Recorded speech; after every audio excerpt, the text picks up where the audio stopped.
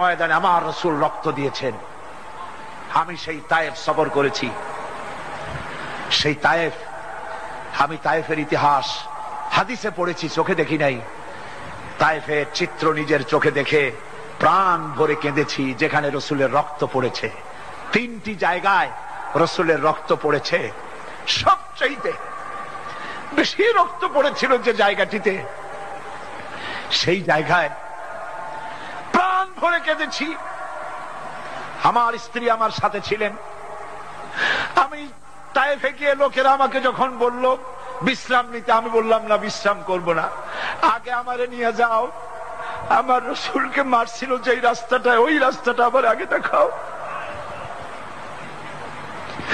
3 দিনের না খাওয়া, রাস্তার 2 দিকে কাফেরেরা দাঁড়ানো, চতুর্দিক থেকে পাথর মারা শুরু করে দিল।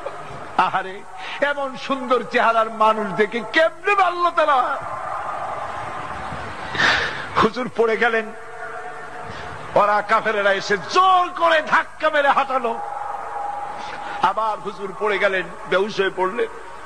আবার ওরা উঠাইয়া জোর করে আবার হাঁটালো। তৃতীয় শেষ জায়গায় গিয়ে হুজুর বেহুশ হয়ে পড়ে গেলেন।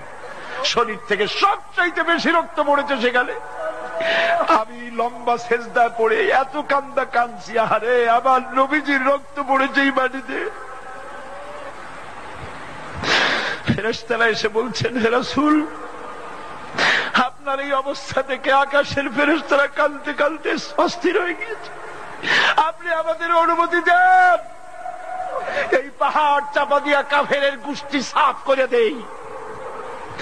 আমার নবীজি বললেন, না, আমি তা বলবো না। আমি তো পৃথিবীর মানুষকে প্রতিশোধ দিতে আসি নাই।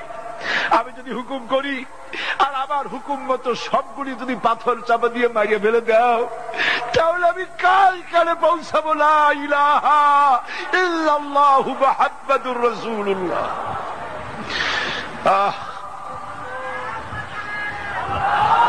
রাসূল করিম সাল্লাল্লাহু আলাইহি ওয়াসাল্লাম উঠে বসেছেন, সঙ্গে যায়েদ, রক্তাক্ত শরীর।